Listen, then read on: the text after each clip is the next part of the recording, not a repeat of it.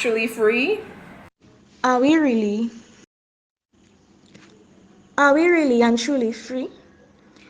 First to begin, what is freedom? Freedom is taking responsibility for your life. It is designing your own destiny and deciding your own consequences. True freedom is a matter of the mind, not of human law. Self-control and self-discipline are both attributes to true freedom because discipline is self-imposed law. Machine! What? I'm doing that bathroom so long, man. Come out now, man. Chop. Man, What are you doing? Look on them colors. See, man, come. Mommy! Mommy! Mommy! Pull that up. What's going on in here? He's bleaching mommy. And what you doing with yourself? Well, this is self-hate. Why? Oh, mommy, man. Black now here again. Why? It's kind of ugly. Your black is beautiful. Your hair is beautiful. We need to stop this. Guys don't like girls with kinky hair. Oh, Jesus, where did I go? Brown skinny girl, them man.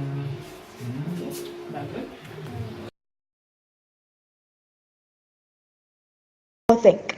The reality is that we live in a very conditioned world influenced by the media and our colonizers. We tend to choose to do and to believe the same thing that other people do. To conclude, we are not truly free.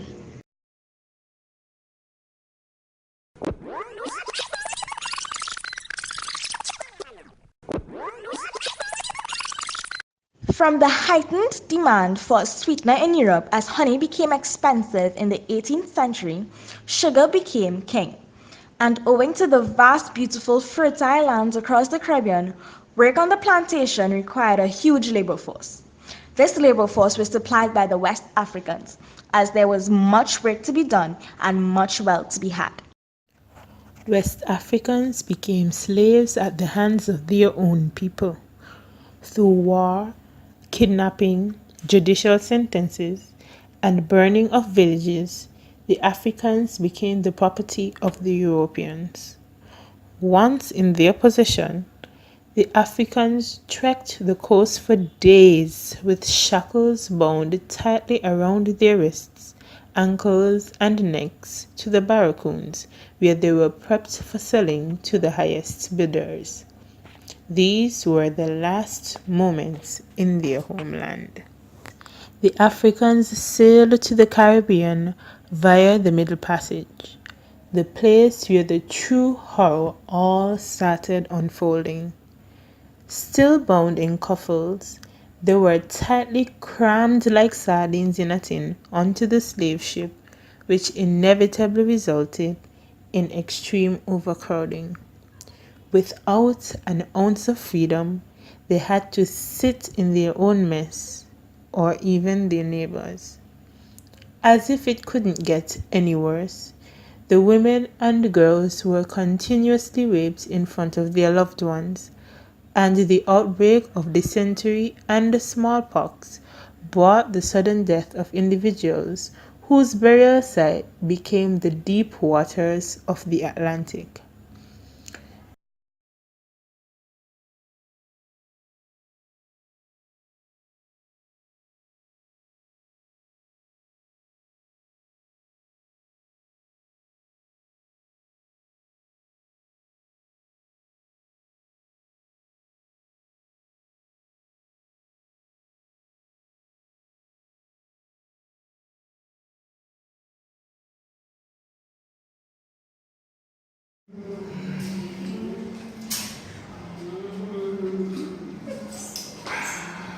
Yeah.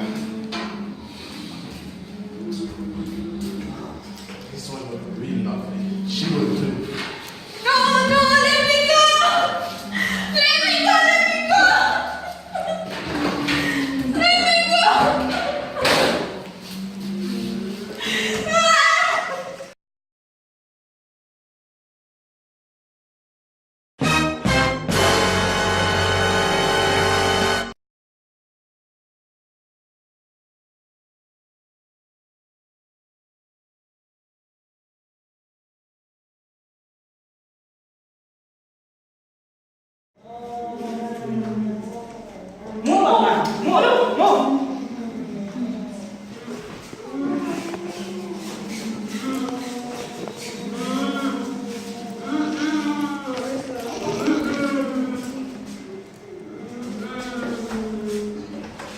just going to kill myself.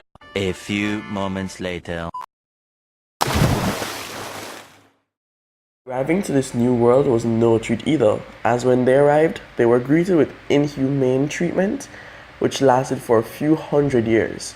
They were taught that the color of their skin was possibly the worst thing that could have happened to them, and that their culture was inferior.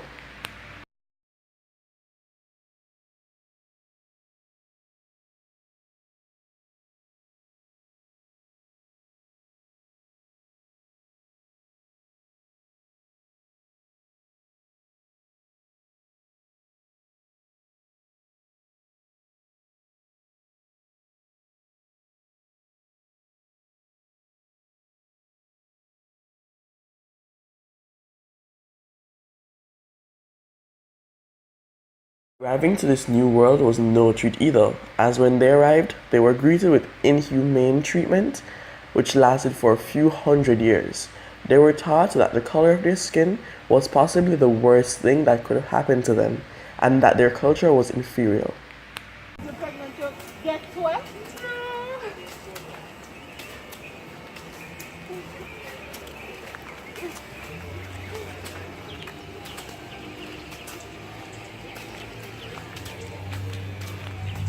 Hey, back to work.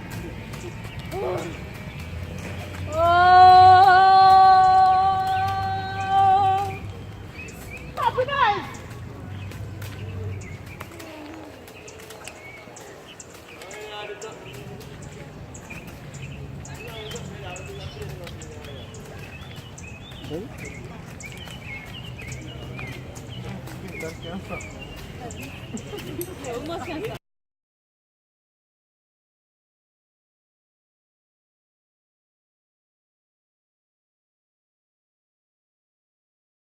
Events led up to the emancipation of slaves, which occurred on August 1, 1834.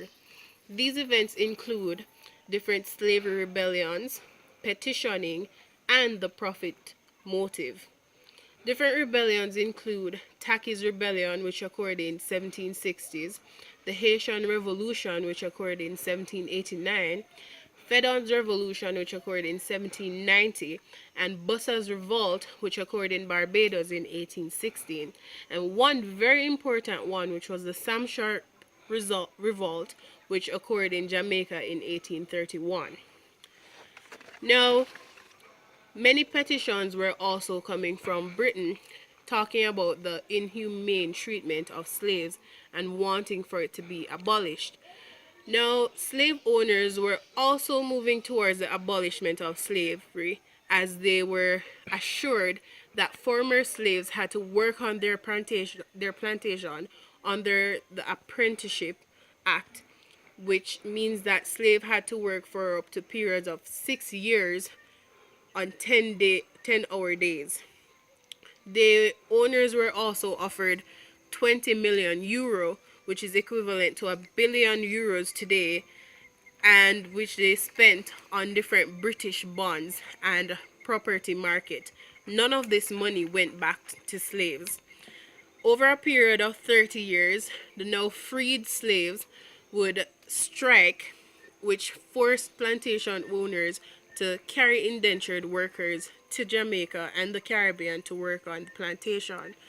So, despite the fact that the Slavery Abolish Act was passed in 1833, the official freedom of slaves did not come until August 1, 1834, and because of apprenticeship, they weren't officially freed until 1838 after apprenticeship.